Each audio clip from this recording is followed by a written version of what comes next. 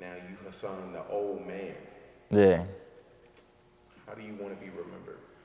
Oh, legendary, you know. Just leaving my mark as far as, you know, being impactful and, you know, knowing that I did inspire someone, and that every day I went hard. Like every day I'm on it. I'm on a mission. When I get up, I'm ready to, you know, I'm ready to move.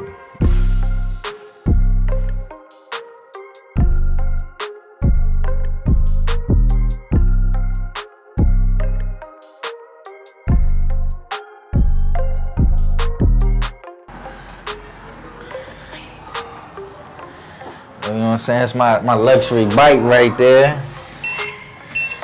Y'all come on in. Welcome to the Tad space, you know. It's where it all goes down, you know. Come in, you can check your temperature, you know, get some hand sanitizer, and get right to it. I was born here in Martinsville, Virginia. The Ville. Yeah, I was a bulldog, you know. You already know you're a bulldog, so you know that culture. To be a bulldog, it was everything. So we always had a target on us, and I think that helped all of us throughout life with that growth, because you know, we felt that pressure of everybody wanting to, you know, take us down, whether it was sports-wise or whatnot. You know, we had that model for greatness.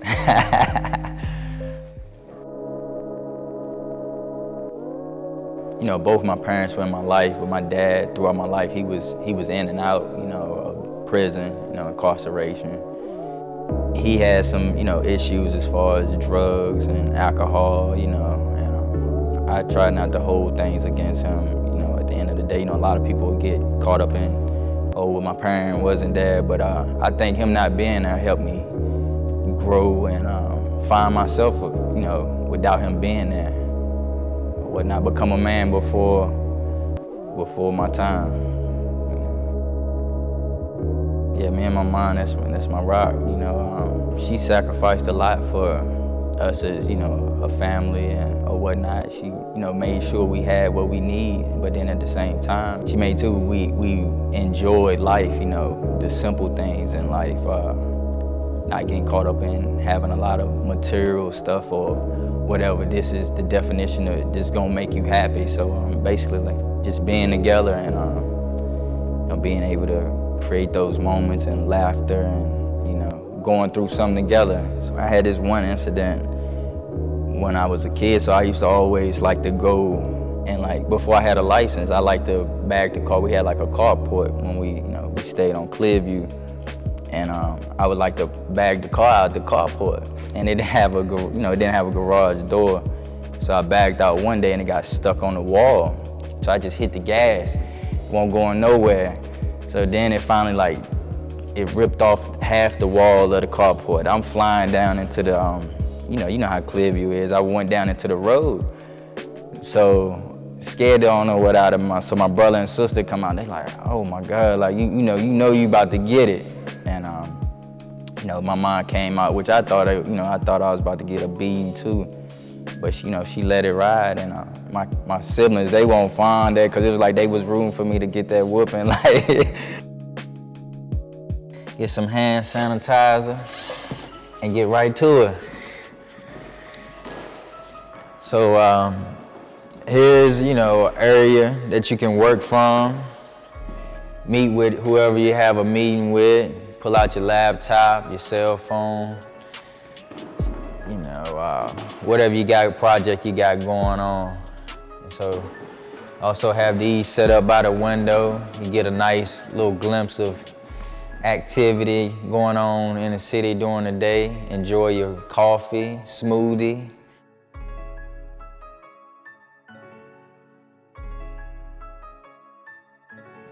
I like to chill, check out nature escapes, see myself right there, right now, hitting a few backstrokes, drinking on a pina colada.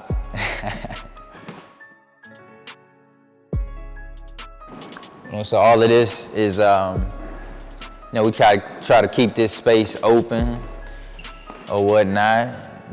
And for events, when people do come in, they have a blank canvas where they can create whatever vision they have for their event, whether it's a birthday, anniversary, whatever, you name it, And it goes down right here.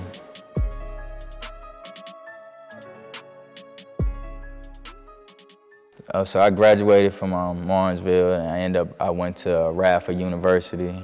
So, it was somewhere I used to go to basketball camp, and when we were in high school and visiting the campus, I never thought I would go to college. And actually the guidance counselors, like my senior year, because I didn't have no plan or anything, I'm just like, I graduate, I figured out. And they kept pressing for me, like, look into some schools. And Radford, I always had like a love for that. I love the mountains and, the small town atmosphere kind of reminded me of home a little bit. And that's where I ended up going, taking my talents too. Yeah, so made the most of it. I partied a lot. I ain't gonna, I had some good times, bought the fellas from the crib, I still did what I needed to do, but we had some great times.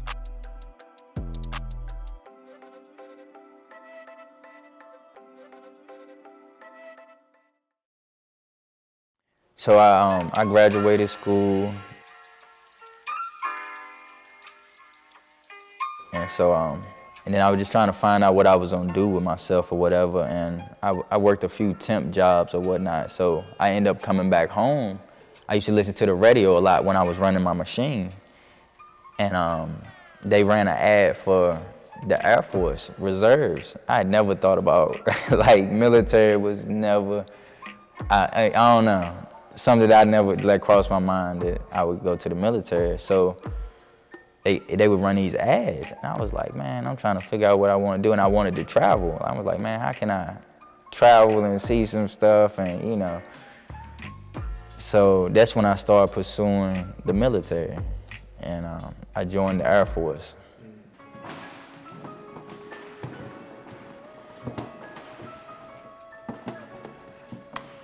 We have a on-site photographer, Miss Sonia Ortiz. She does some great work. Check her out, If you need any of those photos.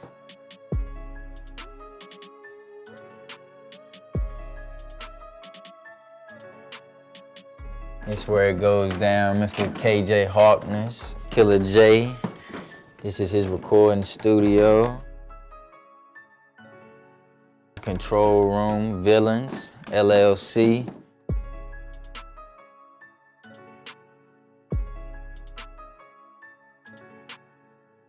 Check out the scene, the glass is there, whoever's in the recording booth, live. This where a lot of hits been produced in here, and more coming. This is a glimpse of the booth, still under construction at the moment, but you get the gist.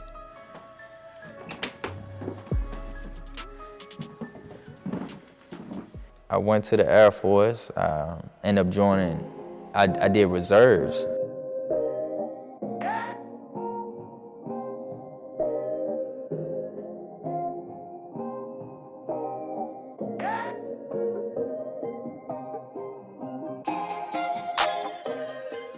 It was one of the greatest experiences too, because I needed something else to challenge myself, and basically too, for growth, I feel like you have to separate yourself, and a lot of times, and that moment came where I had to separate from family, all that, and I was like, I gotta work on me, because that's the most important work I think anyone could ever do. That's the biggest project of all time is on yourself.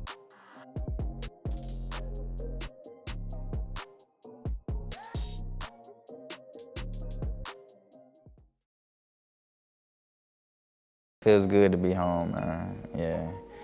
Always loved when I came home, when I was like throughout my travels, you know, this is the place that, you know, molded me, and I still walk around, get love from everybody, you know, that knew me from when I was just, you know, the little curly haired kid running through the streets, you know, same thing.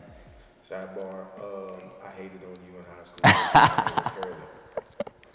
High key hated on you. Yeah, man. I got that from a lot of folks, man.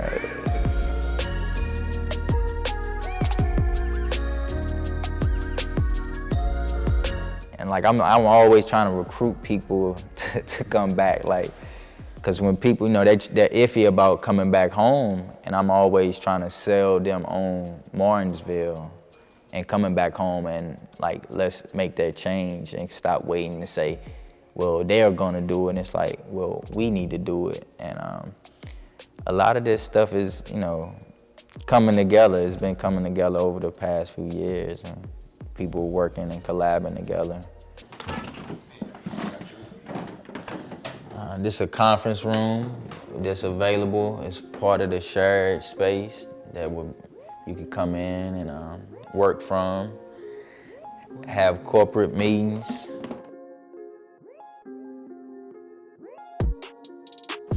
Yeah, so we like to come in here and put our heads together and, you know, watch a lot of things unfold.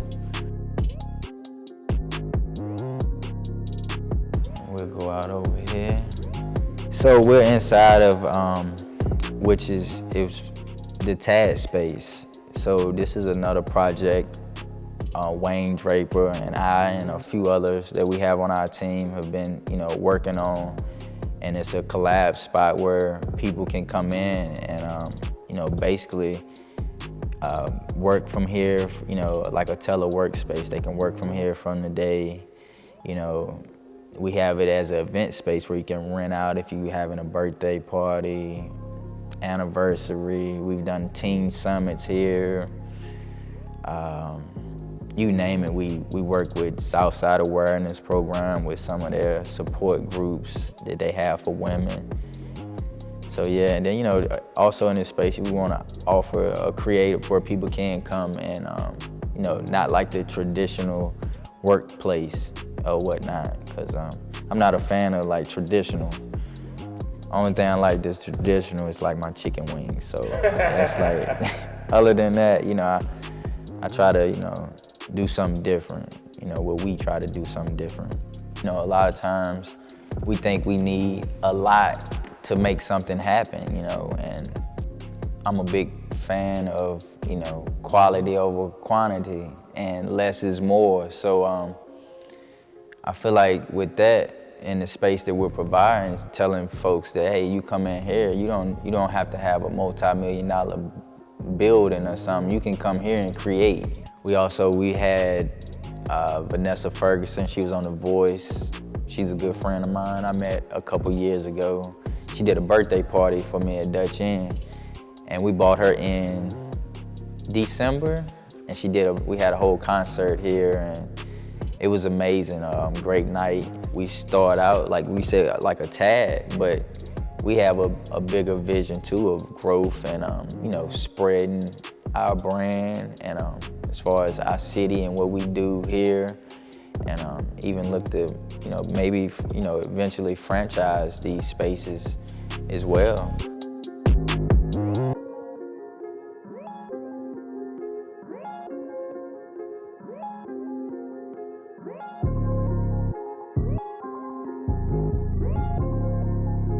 Tell me something that you want to tell the generation that's coming behind you. I just would tell you, know, it's always gonna be obstacles in front of you, you know. Don't give up, you know, keep pushing, you know. If you manifest, I think you can manifest anything, you know. If you're dreaming of something, if you manifest it and you see it, then you already halfway there, you know. That's just the part of just getting started and believing in yourself, and, you know, and the anything can happen, no matter where you're from, what city you're from, what's your background, if your parents were there or they weren't, you know, you can become whatever you want to be. And most of the time we're already that, you know, sometimes we need some people around as far as support to, you know, maybe inspire us to pull some of these things out and create.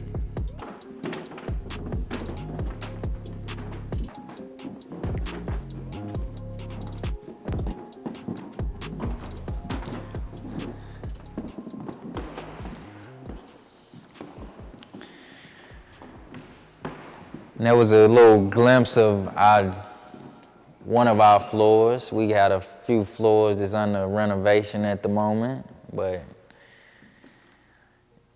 all of it's coming together and it'll be more to come.